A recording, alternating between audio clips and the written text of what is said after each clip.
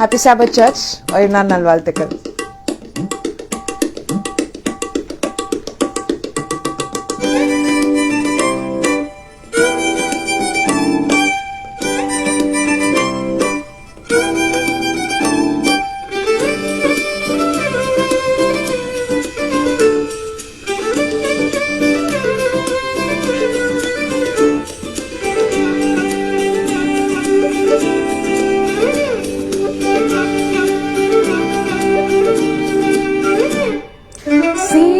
சுநாதனுக்கு ஜெயமங்கலம், ஆதி திருத்துவநாதனுக்கு சுபமங்கலம். சீரே சுநாதனுக்கு சுபமங்கலம், ஆதி திருத்துவநாதனுக்கு ஜெயமங்கலம். பாரேது நீதனுக்கு பரமொற்பாதனுக்கு, பாரேது நீதனுக்கு பரமொற்பாதனுக்கு, நீரேது போதனுக்கு நித்திய சங்கீதனுக்கு, நீரேது போதனுக்கு நித்திய சங்கீதனுக்கு.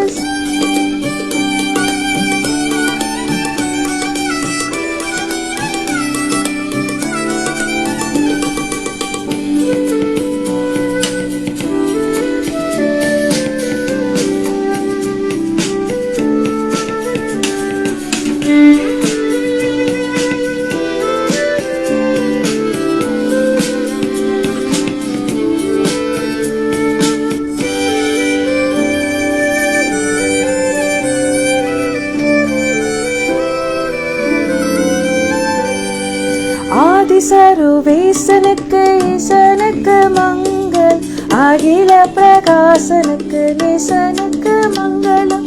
நீதிபாரன் பாலனுக்கு நித்திய குணாலனுக்கு, நீதிபாரன் பாலனுக்கு நித்திய குணாலனுக்கு. உருவானுகூலனுக்கு உயர் மனுவேலனுக்கு, உருமானுகூலனுக்கு உயர் மனுவேலனுக்கு. சீரே சுநாதனுக்கு ஜெயமங்கலம், ஆதி திருத்துவநாதனுக்கு சுபமங்கலம்.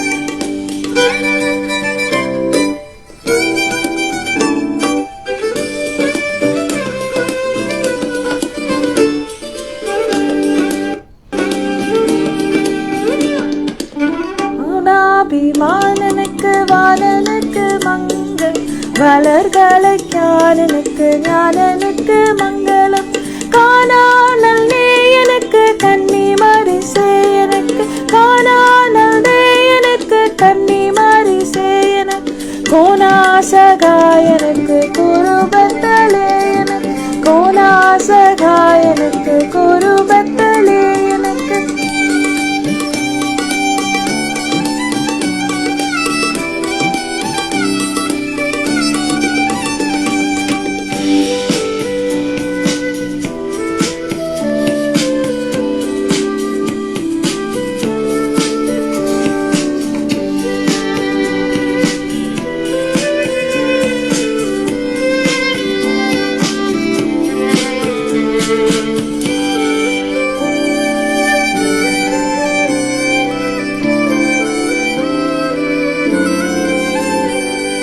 பத்து லட்சணத்தனுக்கு சுத்தனுக்கு மங்கள், பரமபக்தனுக்கு நித்தனுக்கு மங்களம்.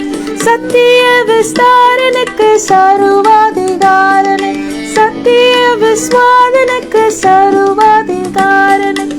பக்தருபகாரனுக்கு பரமகுமாரனுக்கு, பக்தருபகாரனுக்கு பரமகுமாரனுக்கு.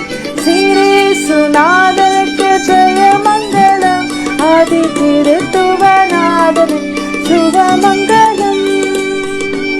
சுநாதனுக்கு ஜெயமங்கலம், ஆதி திருத்துவநாதனுக்கு சுபமங்கலம்.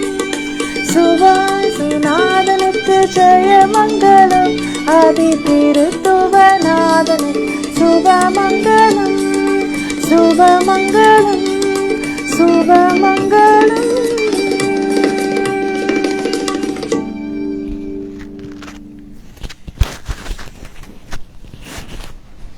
கிறிஸ்துக்குள் பிரியமான தேவனுடைய பிள்ளைகளே, மறுபடியுமாக இந்த 2025 ஆண்டின் முதல் ஓய்வு நாளில் நாம் அனைவரும் தேவனுடைய சமூகத்தில் அமர்ந்து அவருடைய வார்த்தைகளுக்காக காத்திருக்கக்கூடிய பெரும் பாக்கியத்தை தேவன் நமக்கு பாராட்டியிருப்பதற்காக நான் தேவனை ஸ்தோத்திரிக்கின்றேன். கடந்த வருடம் முழுவதும் தேவன் நம்மை கண்ணின் மணி போல காத்து நமக்கு நேர இருந்த அநேக பல ஆபத்துக்களிலிருந்து நம்மை விலக்கி மீட்டு தன்னுடைய காருண்ய கரத்தினால் நம்மை தாங்கி ஏந்தி தப்புவித்து ஜீவனையும் சுவாசத்தையும் கொடுத்து இந்நாள் வரைக்கும் நம்மை வழிநடத்தின மாபெரும் தயவிற்காக நான் தேவனை ஸ்தோத்திரிக்கின்றேன். ஒரு புதிய வருஷத்தை தேவன் கட்டளையிட்டு இருக்கின்றார். இந்த புதிய வருஷத்திற்குள்ளாக பிரவேசிக்கக்கூடிய நாம் அவருடைய வார்த்தைகளை அடிப்படையாக வைத்து அவருடைய வாக்குத்தத்தங்களை நமக்கு முன்பாக வைத்து அவருடைய துணை கண்டு வழிநடத்தலை பெற்றவர்களாக நாம் கடந்து செல்ல தேவன் தாம் நம் ஒவ்வொருவரையும் வழிநடத்துவாராக. நம்முடைய சிரங்களை தாழ்த்தி அவருடைய வழிநடத்தலுக்காக இந்த தியானத்தில் காத்திருப்போம். எங்களை அன்பாக நேசித்து வழிநடத்தும் பரிசுத்தமிக்க பரமபிதாவே, இந்த பரிசுத்தமான மணித்துளிகளுக்காக நாங்கள் ஸ்தோத்திரிக்கின்றோம்.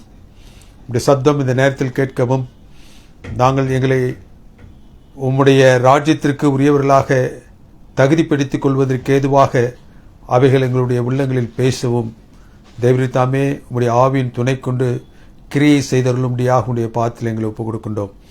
எங்களை தாழ்த்துகிறோம், வெறுமையாக்குறோம். கிறிஸ்துவின் நாமத்தினால் ஜெபிக்கின்றோம் எங்கள் அன்பின் பரிசுத்தமிக்க பரமபிதாவே, ஆமேன். சீரிய நாடு தொடர்ந்து இஸ்ரவேலிற்கும் யூதாவிற்கும் எதிராக போரில் ஈடுபட்டு வந்தது. அவற்றில் அவை வெற்றி கொள்ளும்படியாக சீரியாவின் பெலன் அதிகரித்து இருந்தது. ஆகாப் யோசபாத் நாட்களில் இந்த சீரியா இஸ்ரவேல் மீது தொடுத்த அந்த போரில் வெற்றி பெற்றது. அதற்கு காரணம் அந்த சீரிய படைத்தளபதி, த கமாண்டர் ஆஃப் ஆர்மி, அந்த தளபதியை கிதியோன், தாவீது மற்றும் யோசபாத், யெரோவாம் போன்றோரை இந்த வேதம் மைட்டி மேன் ஆஃப் வேலர், பராக்கிரமசாலி என்று அழைத்தது. அதே போன்று இந்த குறிப்பிட்ட மனிதனையும் வேதம் பராக்கிரமசாலி என்று அழைத்தது. அவரது தொடர்ந்த வெற்றி அவனை ஒரு பெரிய அளவில் ஊக்கத்தையும் எல்லோருடைய கண்களில் அவன் மதிக்கப்படத்தக்க ஒரு நிலையையும் பெற்று தந்தது.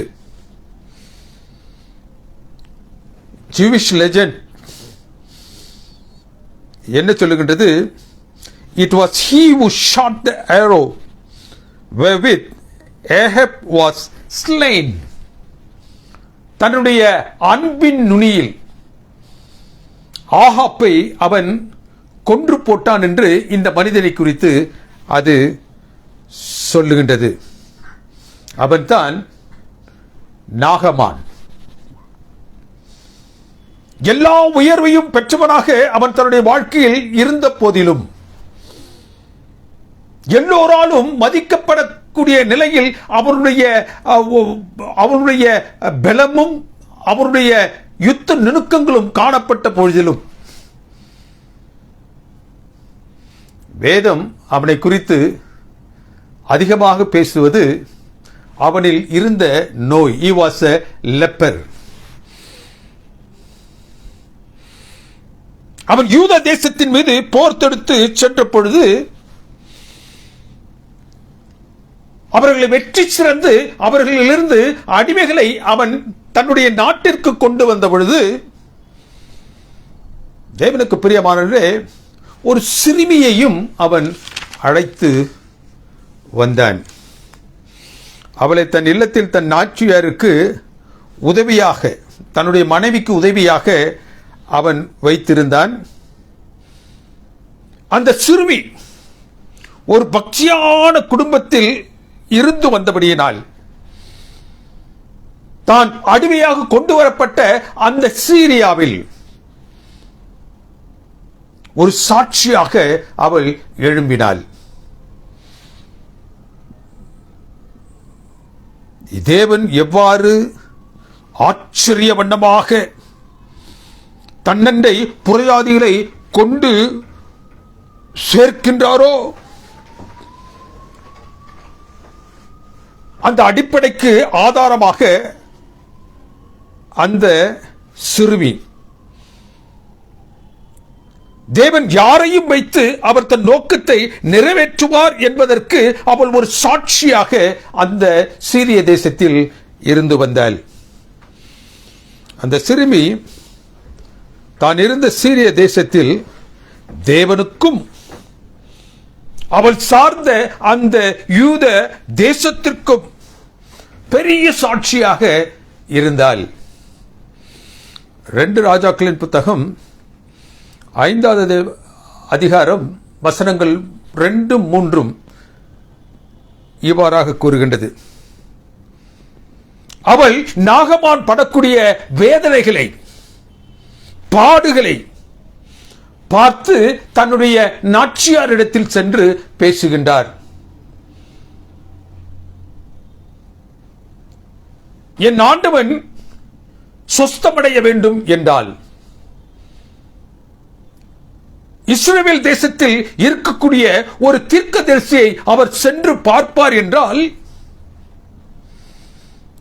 அவளுடைய அந்த குஷ்டரோகத்திலிருந்து அவர் விடுபடுவார், சொஸ்தமாக்கப்படுவார். ஏன் அதை நீங்கள் செய்யக்கூடாது என்று தன்னுடைய நாச்சியினிடத்தில் அவள் கேட்டாள். ஒரு சிறுமி, அடிமையாக கொண்டு வரப்பட்ட ஒரு சிறுமி, தன்னுடைய இல்லத்தில் வேலை செய்து கொண்டிருக்கக்கூடிய ஒரு சிறுமி என்ன சொல்லுகின்றார்? தான் சார்ந்த அந்த தேசத்திற்கு நீ போ, என்னுடைய தேசத்தில் ஒரு தீர்க்கதரிசி இருக்கின்றான், அந்த தீர்க்கதரிசி நீ பார்க்கும் பொழுது நீ சொஸ்தமாகுவதற்கேற்ற வல்லமை அவனுள் இருக்கின்றது என்று இந்த சிறுமி சொன்னதை அவன் கேட்டு, சிறுமி, அடிமை, தன்னுடைய இல்லத்தில் பணி செய்யக்கூடிய ஒரு பெண், தான் போரிட்டு வெற்றி பெற்று வந்த அந்த தேசத்தில் தான் மறுபடியும் சென்று அங்கு தன்னுடைய குஷ்டத்திற்கான சொஸ்தத்தை பெற்றுவா என்று கூறுகின்றாளே, அவனுடைய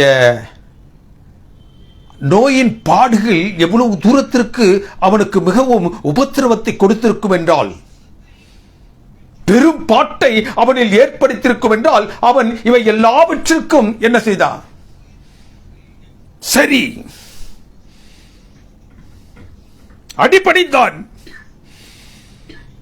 அந்த சிறுமி தனக்கு கூறிய அந்த ரெஃபரன்ஸை வைத்து யாரிடம் செல்ல வேண்டும் என்று அவள் கூறினாலோ அந்த நபருடைய பெயரை வைத்து, எந்த தேசத்திற்கு நீ போக வேண்டும் என்று சொன்னாலோ அந்த தேசத்திற்குரிய நிலையை அவன் வைத்து தன்னுடைய ராஜாவினிடத்தில் போய் சொல்லுகின்றான்.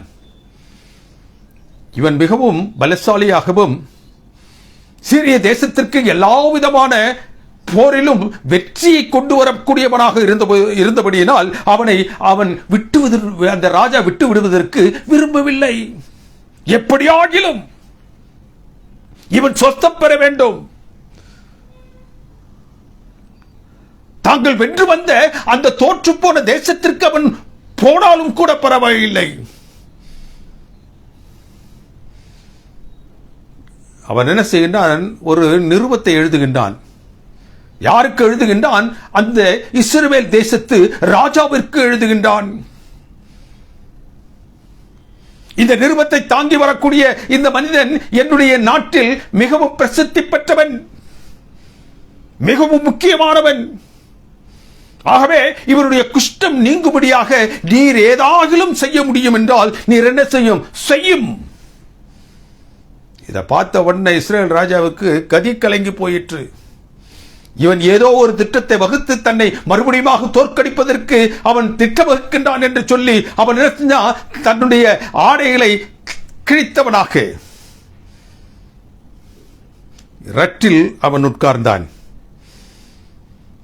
அவன் தேவனையும் மறந்து போனான், தேவனுடைய தேசத்தில் காணப்படுகின்ற தீர்க்கதரிசிகளையும் அவன் மறந்து போனான். தேவனுக்கு பிரியமானவர்களே, இந்த பகுதியை படித்துக் கொண்டு வந்தீர்கள் என்றால் அந்த அனுபவம் என்ன சொல்லுகின்றது?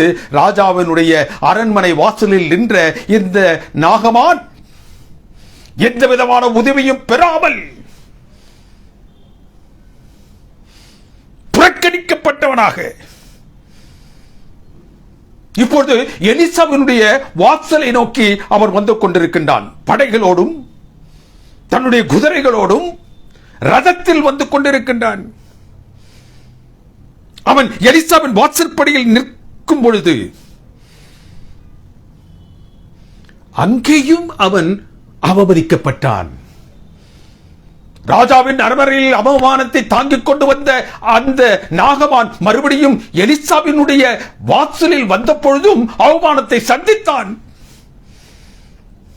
வாசலில் நிற்கும் நாகமானிடம் எலிசா தான் வெளியில் வராமல் தன் ஆட்களை அனுப்பி அவரிடத்தில் நீ போய் யோர்தானில் 7 முறை மூழ்கு.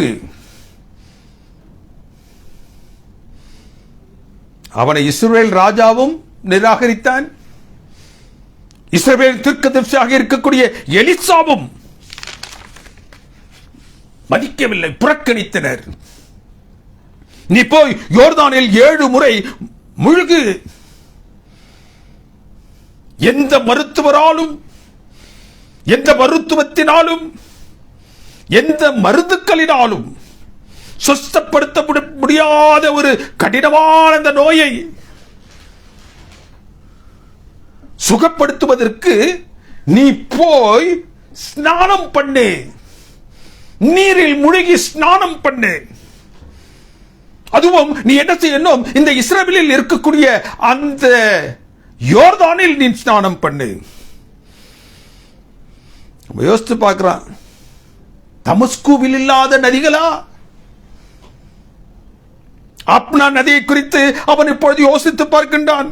பெரிய அந்தஸ்து படைத்தவர்கள் வாழக்கூடிய பகுதியிலே மரக்குழாய்களின் மூலமாக அந்த நீர் அவருடைய இல்லங்களுக்கு வந்து சேரும்.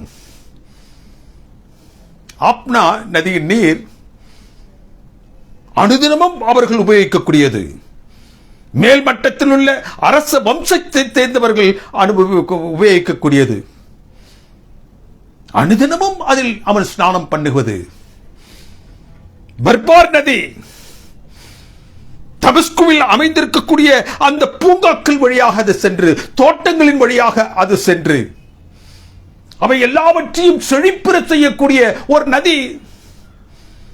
தமஸ்குவில் பாயக்கூடிய இந்த அப்னாவும் பர்பர் நதியும் இருக்கும் பொழுது இந்த மனிதன் வெளியில் கூட வராமல், என்னை சந்திக்க கூட ஒரு நேரம் எடுத்துக் கொள்ளாமல் நீ போய் யோர்தானில் முழுகு என்று சொல்லுகின்றானே. தேவனுக்கு பிரியமானவர்களே, கோபத்தோடு தன் தேசத்திற்கு திரும்பிக் கொண்டிருக்கும் அந்த நாகமான் இஸ்ரவேல் அரசனாலும் கைவிடப்பட்டான். இஸ்ரவேல் காணக்கூடிய தீர்க்கதரிசியினாலும் அவன் என்ன செய்ய புறக்கணிக்கப்பட்டான். அவனுடைய கோபம் அவருடைய உச்சம் தலைக்கு ஏறியது.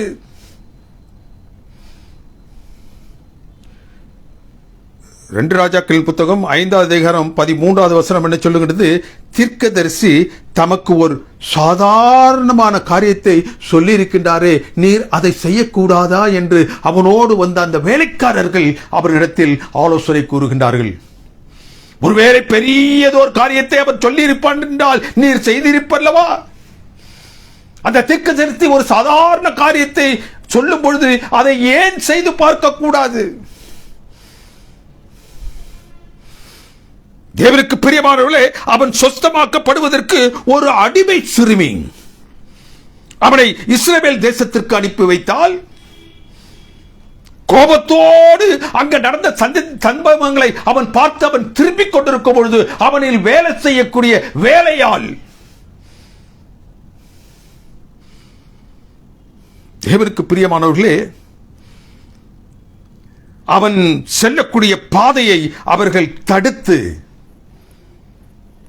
திரும்பி செல்லாமல் அவனை பார்த்துக் கொண்டு அந்த தீர்க்கதரிசி என்ன சொன்னானோ அதை செய்வதற்கேதுவாக அவனை அனுப்பினார்கள்.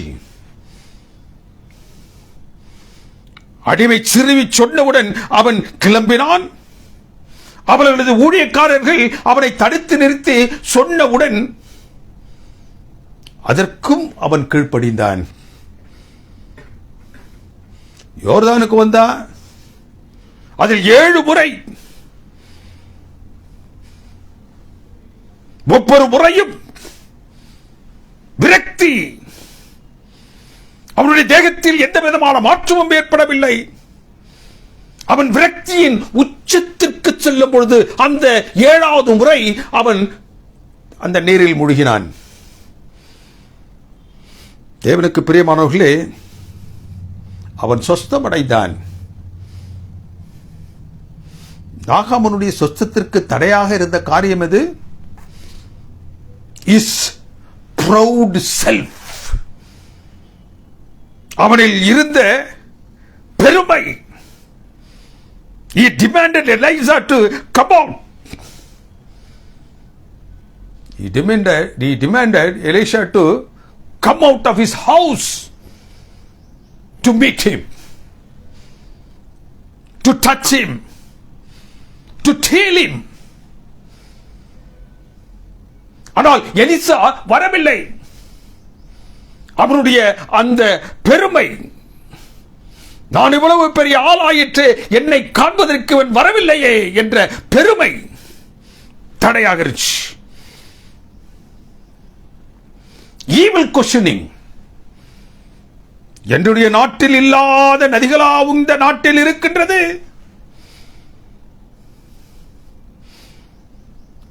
கொடிதான நிலையில் தேவனுக்கு பிரியமானவர்களே, கேள்வி கணைகளை எறிவது.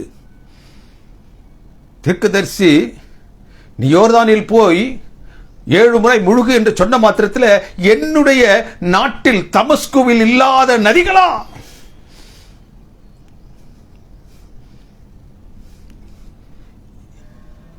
இந்த 2 சுவாபத்தையும் தேவன் தனக்கு முன்பதாக அவனை எதற்காக அழைத்து செல்கின்றாரோ அதற்கு அது தடையாக இருந்ததினால் அவனை என்ன செஞ்சாரு?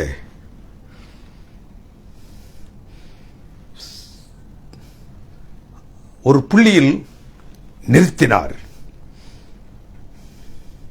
இவை 2ஐயும் அவரிடத்திலிருந்து அப்புறப்படுத்துவதற்காக அந்த அரண்மனையிலும் எலிசாவினுடைய வீட்டிற்கு அவன் வந்த பிற்பாடும் அவன் சந்திக்க வேண்டிய அந்த மனமடிவை அவன் சந்திக்கும்படியாக செய்தார். ஏனென்றால் அவனில் இருக்கக்கூடிய அந்த பெருமை, பொருத்தமில்லாத கேள்விகளை கேட்கக்கூடிய அந்த தன்மை, அவனிலிருந்து விடுபட வேண்டும் என்பதற்காக அந்த 2 அனுபவங்களையும் அவனில் அவர் அனுமதித்திருந்தார். 3வது, he wanted only his healing, not anything else. He wanted only his healing, not anything else. அவன் தேவனுடைய சமூகத்தில் என்ன எதிர்பார்த்தான்? சுகத்தை மாத்திரம் எதிர்பார்த்தான், வேற எதையும் அல்ல. அவனை தேவன் எதற்காக எடுத்துச் செல்லுகின்றாரோ, அந்த சீரிய தேசத்திலிருந்து அவனை இந்த இஸ்ரவேல் தேசத்திற்கு எதற்காக கொண்டு வந்தாரோ, அதை குறித்து அவன் என்ன செய்யல? கருத்தில் கொள்ளவில்லை. All that he wanted him to be healed, சுஸ்தமாக்கப்பட வேண்டும், அவ்வளவுதான். தேவனுடைய திட்டத்தை குறித்து அவன் யோசிக்கல.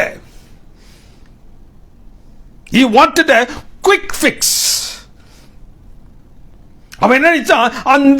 அந்த எலிசாவானவன் அவனுடைய இல்லத்தை விட்டு வெளியில் வந்து இவனை கண்ட மாத்திரத்தில் அவன் அந்த ரதத்தில் ஏறி அவனிடத்தில் சென்று அவனை தொட்டு அவனுடைய சரீரத்தை அவன் தடவி, அந்த தடவிய மாத்திரத்தில் தானே அவன் எதிர்பார்க்கக்கூடிய அந்த சொத்தம் அவனுக்கு வந்துவிடும் என்று எதிர்பார்த்தான். He wanted a quick fix, உடனடியான சொஸ்தம். அவன் இஸ்ரவேல் தேவனிடத்திலிருந்து தான் பெற வாஞ்சித்த சொஸ்தத்தை மாத்திரம் எதிர்பார்த்தான்.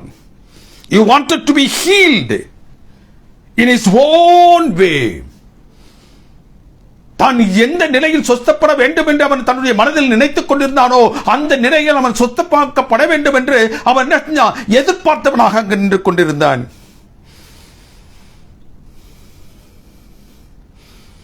இன்றைய கிறிஸ்தவ உலகத்தில் நடப்பதை போன்று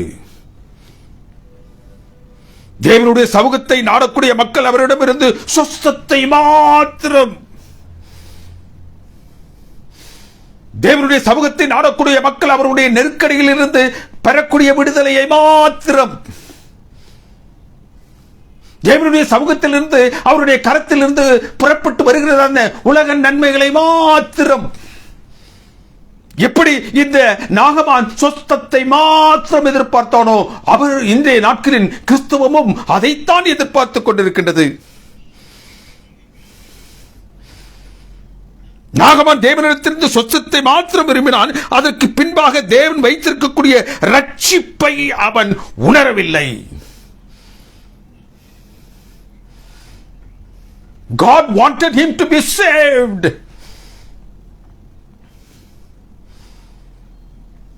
அவன் அந்த ரட்சிப்பை உணரவில்லை, அந்த ரட்சிப்பை அவன் எதிர்பார்க்கவும் இல்லை. All that he wanted was to be healed. அவன் தன்னில் இருக்கக்கூடிய அந்த நோய் அகற்றப்பட்டு சொஸ்தமாக்கப்பட வேண்டும் என்ற ஒன்றையே அவன் நோக்கியவனாக சென்றான்.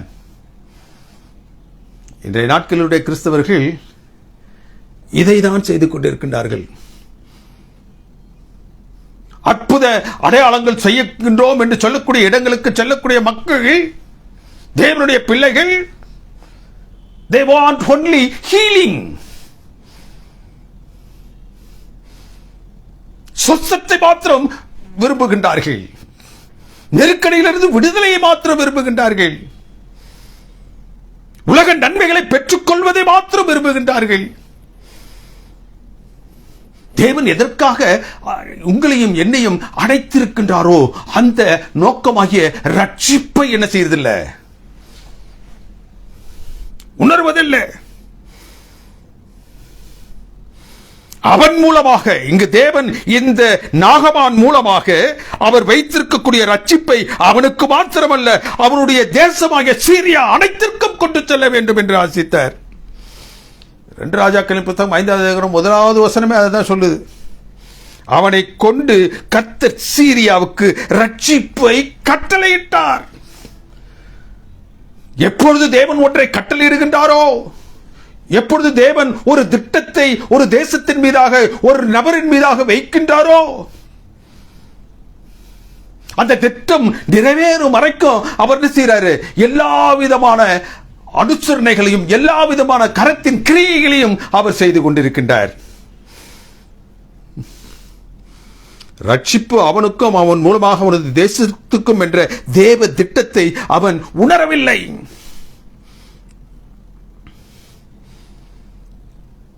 இஸ்ரவேல் ராஜாவுடைய அரண்மனையிலும் எலிசா வீட்டு வாசற்படியிலும் அவனுக்கு அவர் பாடம் புகட்டினார். யோர்தானில் 7 முறை நீ முழுக வேண்டும் என்றால் அவனை முழுகச் செய்தார். தேவனுக்கு பிரியமானவர்களே, அவனுடைய சொஸ்தம் யோர்தானில் அவன் 7 முறை மூழ்கியதால் வரவில்லை. மூழ்குவேன் என்று தேவனுடைய சமூகத்தில் அவன் என்ன செஞ்சான்? கீழ்ப்படிந்ததினால் வந்துச்சு. I shall do it. மூழ்கியதால் அது வரவில்லை. மூழ்குவேன் என்று ஒரு தீர்மானத்தை எடுத்து அந்த தீர்மானத்தின் அடிப்படையில் அவன் தேவனுக்கு தன்னை தாழ்த்தியதால் அந்த சொஸ்தம் அவனுக்கு உண்டாயிற்று. தேவன் அவனது ரட்சிப்புக்கு ஆயத்தப்படுத்தி வைத்திருந்த அந்த அடிமை சிறுமைக்கு, அவனது ஊழியக்காரர்களுக்கு அவன் கீழ்ப்படிந்து நடந்ததினால், அவர்கள் சொல்வதற்கு இணங்கி அவன் நடந்ததினால் அந்த சுகம் அவனுக்கு கிடைத்தது. யோர்தானில் மூழ்கி சுகத்தை பெறுவதற்கு முன் அவன் தன்னை மட்டும் பார்த்துக் கொண்டிருந்தான். He was looking only at him. யோர்தானில் மூழ்கி சுகத்தை பெறுவதற்கு முன்பதாக அதில் அவனது மேன்மை அவனில் தெரிஞ்சு, அவனது அதிகாரம் அவனுக்கு தெரிஞ்சு,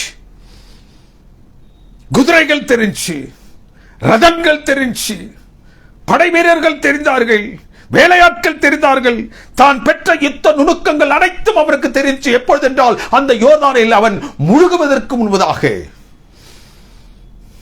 மூழ்கி எழும்பும்போது ஒன்றைத்தான் பார்த்தான். இதெல்லாம் மறைஞ்சிருச்சு.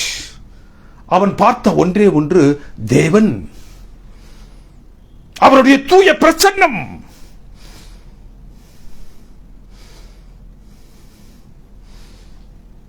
தேவனுக்கு பிரியமானவர்களே, எலிசாவின் வீட்டுக்கு முன் தன் குதிரைகளோடும் ரதங்களோடும் சென்ற அந்த நாகமான் வாசலில் ரதத்திலேயே நின்றான். He never stepped down. எலிசாவின் வாசலில் நின்று அவன் அந்த ரதத்தை விட்டு இறங்கவில்லை. அந்த எலிசா தன்னை வெளியில் வந்து பார்க்க வேண்டும் என்று அவன் ஆசித்தான். பெருமை. இது அந்த யோர்தானில் முழுகுவதற்கு முன்பதாக இருந்த அவருடைய மனநிலை. 1 ராஜாக்கள் புத்தகம் 5வது அதிகாரம் 15வது வசனம் சொல்லுது, இப்பொழுது ரதத்தில் இருந்து இறங்கி எலிசாவுக்கு முன்பதாக அவன் வந்து நின்றான். He came before the Lord,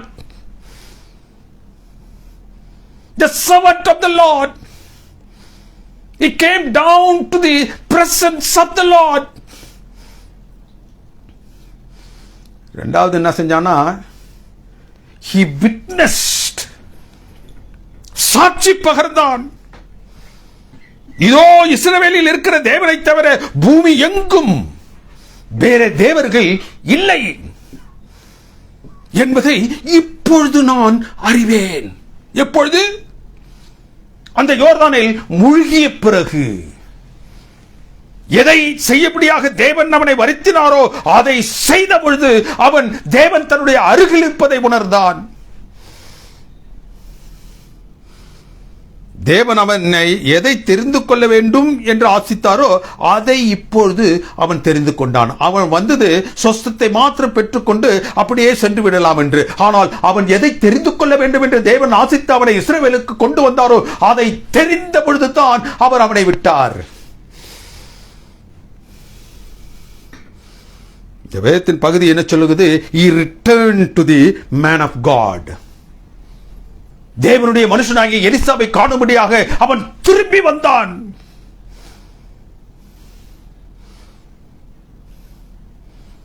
அந்த யோர்தானில் அவன் மூழ்கி அவனுடைய தேகம் அனைத்தும் சிறு பிள்ளையனுடைய சரீரத்தை போன்று மாறிய பின்பு அவன் அவனுடைய தேசத்திற்கு அப்படியே சென்று விடவில்லை.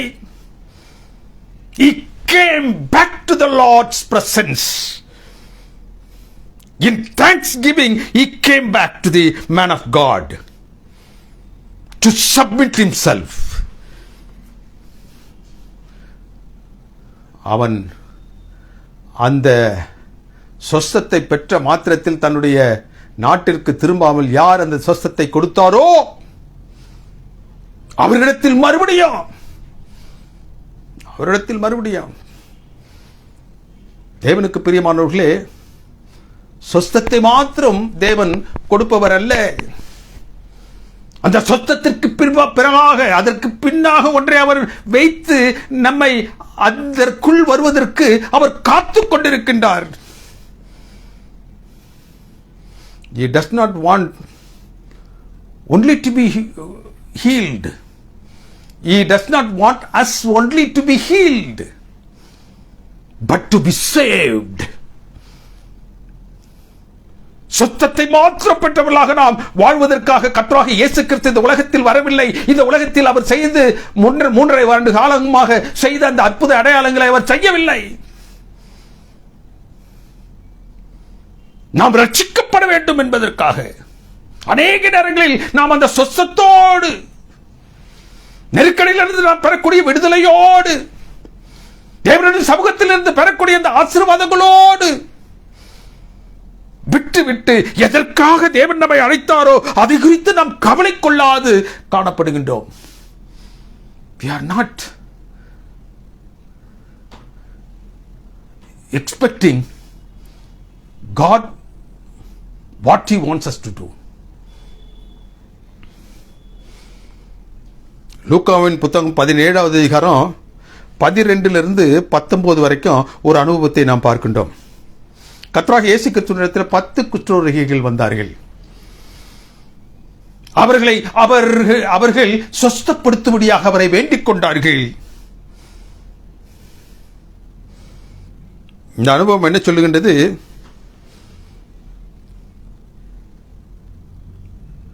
அந்த சொஸ்தப்படுத்தப்பட்ட 10 பேரில் ஒருவன் மாத்திரம் திரும்பி வந்தான். நன்றி அறிதலோடு அவன் அவரிடத்தில் வந்தான். அவனும் நாகமானை போன்று ஒரு புறஜாதியான். அவன் ஒருவன் மாத்திரம் நாகமானை போன்ற ஒரு புறஜாதியான் என்றால் அவனோடு வந்த 9 பேர் யார்? யூதர்கள். பொதுவாக யூதர்கள் சமாரியர்களிடமோ மற்ற புறஜாதிகளிடமோ என்ன செய்ய மாட்டாங்க? பழக மாட்டார்கள். சேர்ந்து இருப்பதற்கு இணங்க மாட்டார்கள்.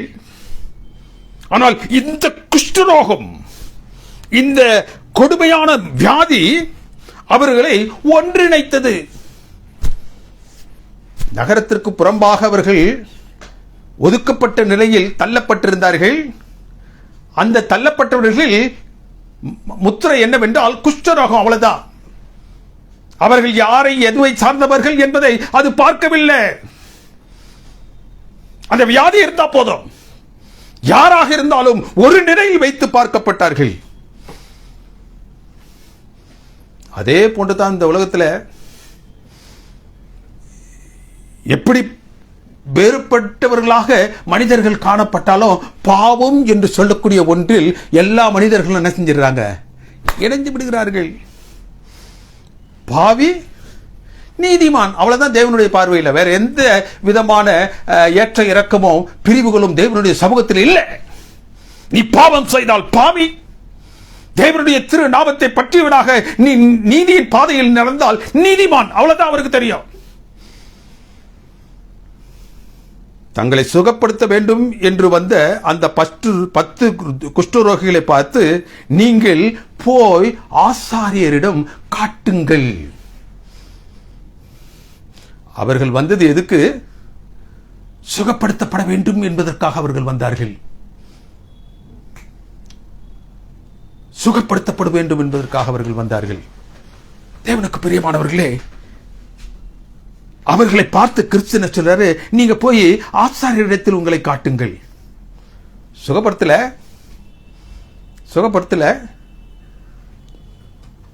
ஆசாரியரிடத்தில் போய் காட்டுங்க. அந்தப்படியே வேதம் சொல்லுகின்றது, அவர்கள் போகையில், போய்க் கொண்டிருக்கும் பொழுது, யாரிடத்தில் போகும்படியாக கிறிஸ்து கட்டளை பகிர்ந்தாரோ அவர்களை நோக்கி போய்க் கொண்டிருக்கும் பொழுது அவர்கள் சுகமானார்கள். நாகமான் தான் என்ன செய்ய வேண்டினாரோ அதை செய்ய ஒப்புக் கொடுக்கையில் சுகம் அவனுக்கு வந்தது போன்று. நீ போய் யோர்தானில் முழுகு என்று சொன்ன மாத்திரத்தை அவன் போய் முழுகும் பொழுது அவனுக்கு என்ன செஞ்சு? சுகம் வந்துச்சு. ஆனா இந்த 10 பேருடைய அனுபவத்தில் அவர்களை ஆசாரியர்களுக்கு அனுப்பினான். அவர்கள் ஆசாரியத்திற்கு செல்வதற்கு முன்பதாகவே அவர்கள் எந்த சுகத்தை எதிர்பார்த்தார்களோ அந்த சுகம் அவர்களுக்கு கிட்டியது. சுகம் வந்த மாத்திரத்தில் அந்த 10ல் ஒருத்த மாத்திரம் என்ன செய்யறான்? நடந்து ஆசாரியரிடத்தில் சென்று கொண்டிருக்கும் பொழுது நின்று விட்டான்.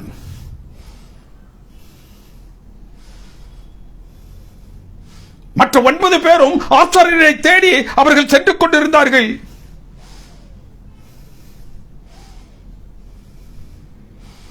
தேவனுக்கு பிரியமானவர்களே, ஒருவன் மாத்திரம் அதில் பிரிந்து யார் சுகமடைவதற்கான கட்டளை கொடுத்தாரோ அவரிடத்தில் அவருக்கு நன்றி பாராட்ட வேண்டும் என்று அவரிடத்தில் வந்தான். என்னுடைய குஷ்டத்தை நீக்கக்கூடிய அந்த கிறிஸ்துவினிடத்தில் சுகமாக்கக்கூடிய வல்லமை மாத்திரம் இருப்பதாக அவன் உணரவில்லை. வேறு ஏதோ ஒன்று உண்டு. அதனால் தான் அவர் என்னை செஞ்சிருக்கிறார், அழைத்திருக்கிறார், என்னை சொஸ்தப்படுத்தி இருக்கிறார். அதற்கான காரணத்தை நான் என்ன செய்யணும்? போய் அறிந்து கொள்ள வேண்டும் என்று அவன் என்ன செய்கிறான்? நேரா மறுபடியும் திரும்பி கிறிஸ்துவண்டையே வந்து சேருகின்றான். 10 பேர் ஆசாரியை நோக்கி ஆலயத்துக்கு செல்லும் பொழுதே சுகமாக்கப்பட்டார்கள். அந்த சுகத்தோடு அவர்கள் போய்விட்டார்கள். They did not want to return back to Christ. அவருடைய கரத்தில் என்ன வைத்திருக்கின்றாரோ அதை அவர்களுக்கு அவர் கொடுப்பதற்கு அவர்கள் என்ன செய்யவில்லை? ஆயத்தமாக திரும்பி வரவில்லை.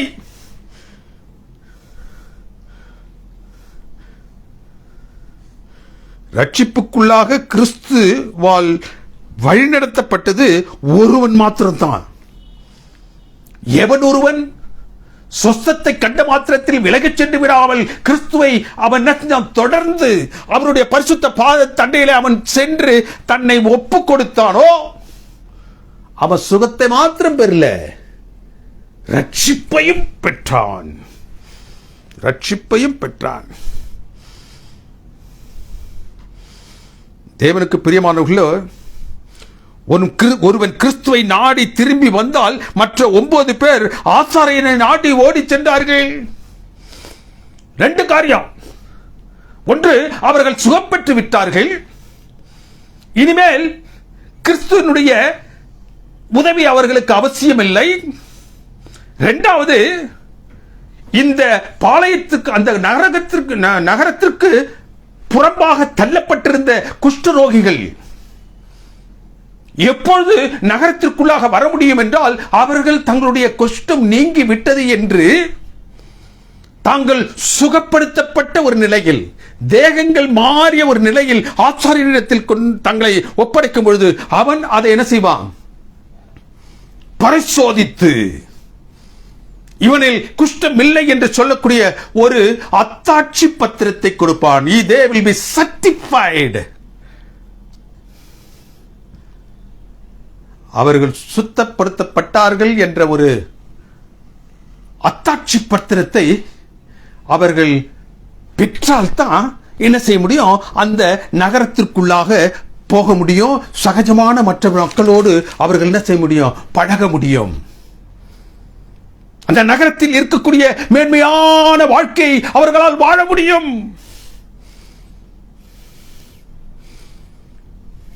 அந்த காரியத்திற்காக அவர்கள் என்ன செஞ்சாங்க? சொஸ்தமாக்கப்பட்ட உடனேயே ஆசாரியரை நோக்கி ஓடினார்கள். அந்த அத்தாட்சி பத்திரத்திற்காக, சுகமாக்கப்பட்டு விட்டேன் என்ற ஒரு சர்டிபிகேஷனுக்காக.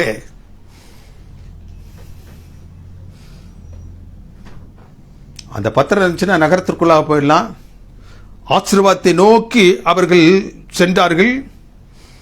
அந்த அத்தாட்சி பத்திரத்தை அவர்கள் தங்களுடைய கரங்களில் பெற்ற மாத்திரத்தில் தான் நகரத்திற்குள் சென்று தாங்கள் என்னென்ன வழிகளில் உலகத்தில் என்ன விதமான காரியங்களை எல்லாம் தங்களால் அனுபவிக்க முடியுமோ அவற்றையெல்லாம் அனுபவிப்பதற்கு ஏதுவாக அந்த அத்தாட்சி பத்திரம் அவர்களுக்கு அவசியப்பட்டிருந்துச்சு.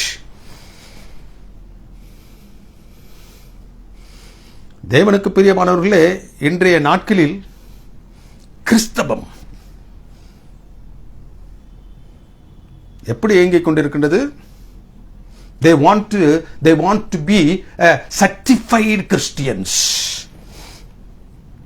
Certified Christians. கர்த்தராகிய இயேசு கிறிஸ்துவினால் நாங்கள் சுகம் பெற்றோம் என்று சொல்லக்கூடிய அந்த சர்டிபிகேஷன், கர்த்தராகிய இயேசு கிறிஸ்துவினால் நாங்கள் சுகம் பெற்றிருந்தாலும் அந்த சுகத்தை வெளி உலகிற்கு அத்தாட்சியாக கொடுக்கக்கூடிய அந்த ஆசாரியர்கள், ஆலயம் சம்பந்தப்பட்ட அதிகாரிகள், அவர்கள் என்ன செய்யறாங்க? சுகப்படுத்தப்பட்டாலும் அந்த அத்தாட்சி பத்திரம் தான் அவங்களுக்கு வேண்டும், அந்த சர்டிபிகேட் தான் தங்களுக்கு வேண்டும். உலகத்தோடு நாங்கள் இணங்கி சந்தோஷமாக வாழக்கூடிய வாழ்க்கையை நாங்கள் பெற்றுவிட்டோம். இன்றைக்கு அநேக கிறிஸ்துவை சார்ந்த மக்கள் இந்த சர்டிபிகேஷனுக்காகத்தான் நாங்கள் கிறிஸ்தவர்கள், தேவன் எங்களை ஆசீர்வதித்திருக்கின்றார், அந்த ஆசீர்வாதத்திற்கு உரிமையாளர்கள் நாங்கள் என்று உலகத்திற்கு சொல்லக்கூடிய அந்த அத்தாட்சி பத்திரத்தை தான் முதன்மையாக பெருமையாக எண்ணி வாழ்ந்து கொண்டிருக்கின்றார்கள். ஆனால் கர்த்தராகிய இயேசு கிறிஸ்துவினுடைய கரத்தில் தான் என்ன இருந்துச்சு? ரட்சிப்பு இருந்துச்சு. இந்த சமாரியன் என்ன செஞ்சான்? சுகப்படுத்தப்பட்ட மாத்திரத்தில் தானே திரும்பி கிறிஸ்துவினிடத்தில் சென்றான். யாரிடத்தில் அவனை ரட்சிப்பிற்கு ஏதுவாக வழிநடத்த முடியுமோ அவரிடத்தில் சென்றான். ஒருவர் என்னை இந்த பாவத்தில் இருந்து மன்னித்து என்னை சுகப்படுத்துகின்றார் என்றால், இந்த நோயிலிருந்து என்னை சுகப்படுத்துகிறார் என்றால், இந்த பாவத்திலிருந்து விடுதலை செய்கின்றார் என்றால், அவரிடத்தில் தான் ரட்சிப்பு உண்டு என்பதை அவன் ஆணித்தரமாக விசுவாசித்து அவரிடத்தில் திரும்ப போகின்றான்.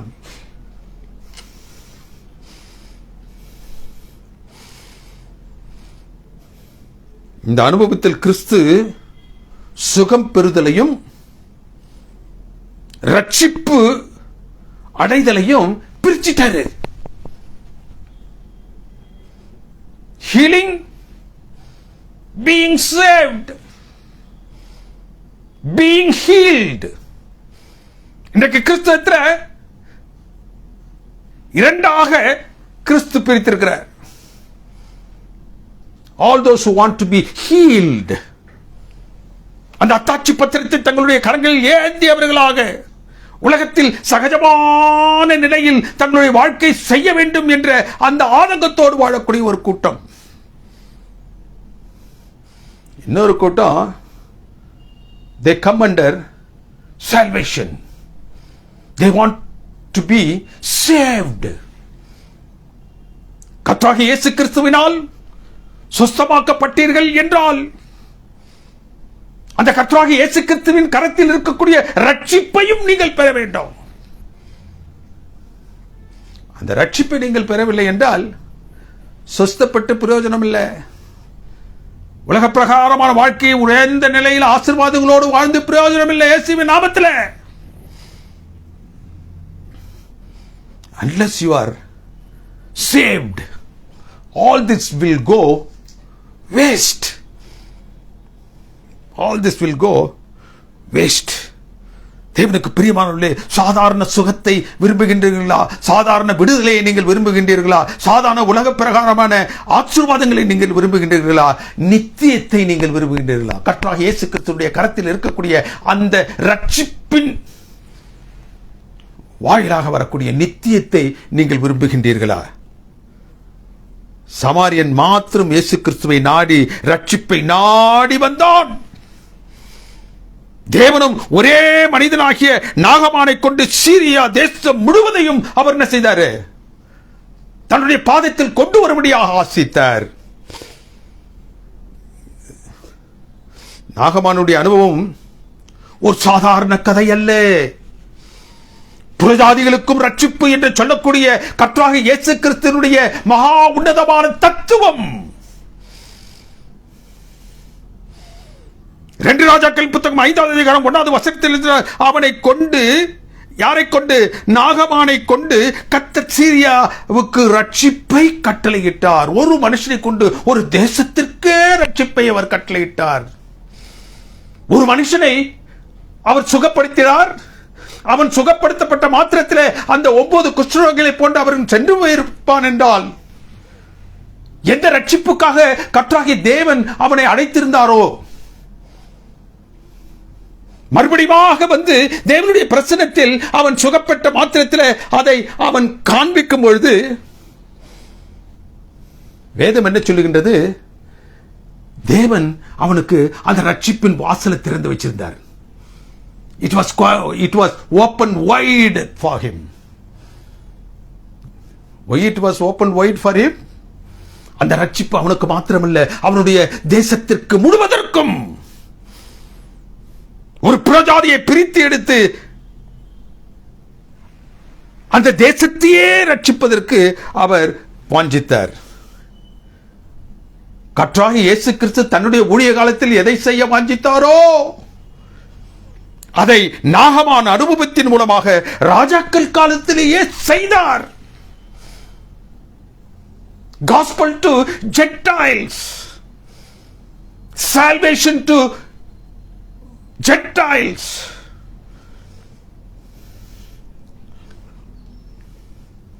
தேவனுக்கு பிரியமானவர்களே, கிறிஸ்துவினுடைய அற்புதங்கள் எல்லாம் அவரே சொல்றாரு.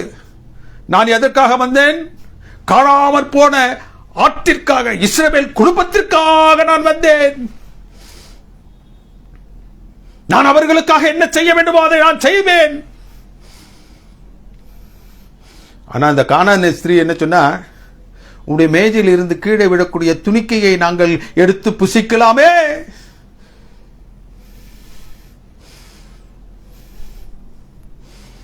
தேவனுக்கு பிரியமானவர்களே, அந்த கானானிய ஸ்திரீ போன்று மேஜையிலிருந்து விழக்கூடிய துணிக்கையை புசிப்பதற்காக இங்கு சீரியா தேசத்தினுடைய தளபதியாகிய நாகமான் எலியாவின் இந்த அற்புதத்தின் மூலமாக அவனும் ரட்சிப்பிற்குள்ளாக வழிநடத்தப்பட்டான். பிரஜாதி எப்படியாக அந்த கானானிய ஸ்திரீ தேவனுடைய பரிசுத்த பாதங்களுக்குள்ளாக என்னை இணைத்துக் கொள்ளும் என்று வாதாடி பெற்றாலோ, அதே போன்று இந்த எலிசாவினுடைய அற்புதத்தின் மூலமாக இந்த நாகமானும் தேவன் தனக்கு முன்பதாக வைத்திருக்கக்கூடிய அந்த ரட்சிப்பை தெரிந்து கொண்டான். தேவன் தனக்கு முன்பாக வைத்திருக்கக்கூடிய அந்த ரட்சிப்பின் அனுபவத்தின் மூலமாக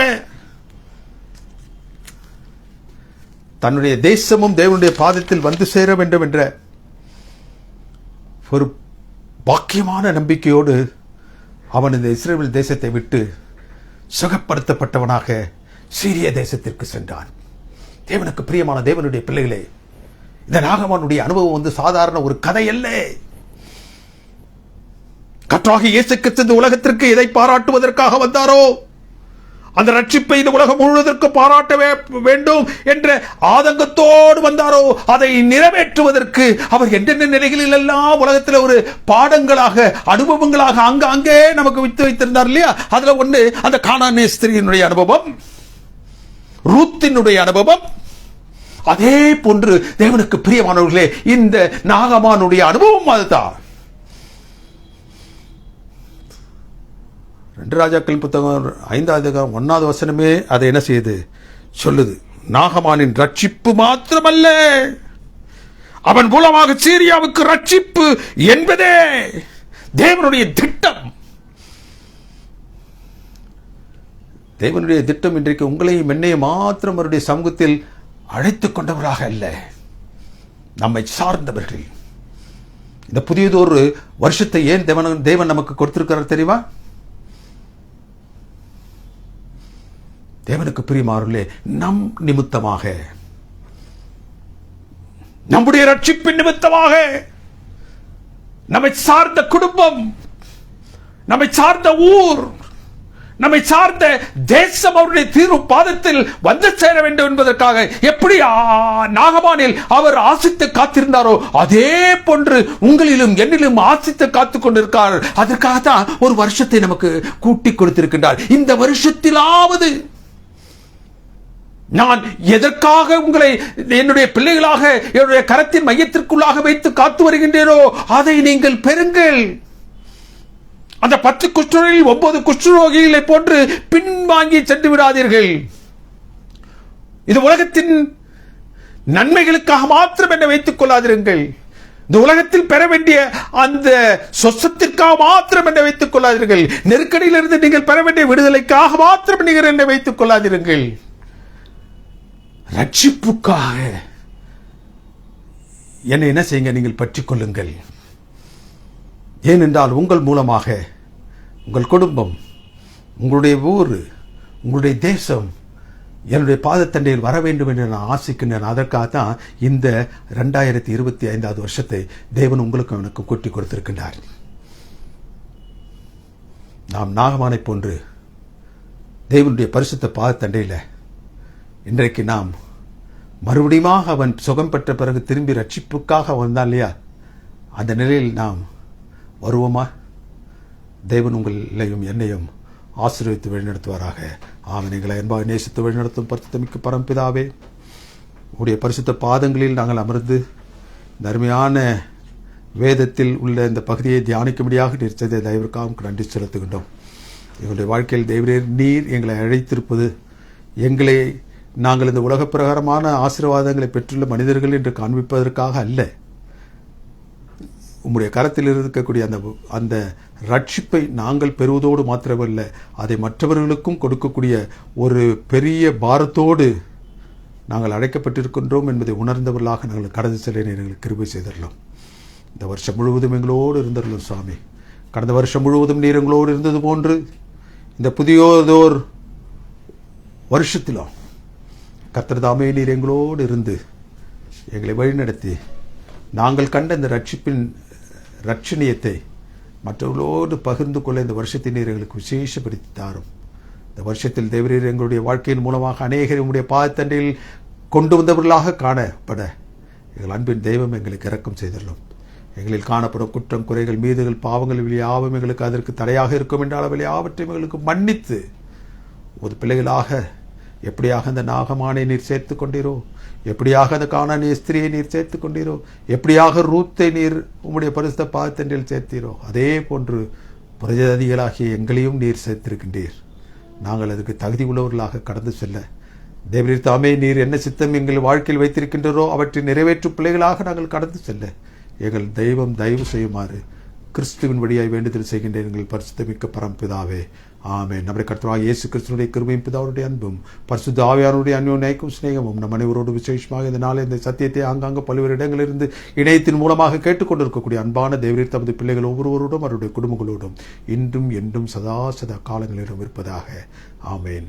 ஆமென். ஆமென்.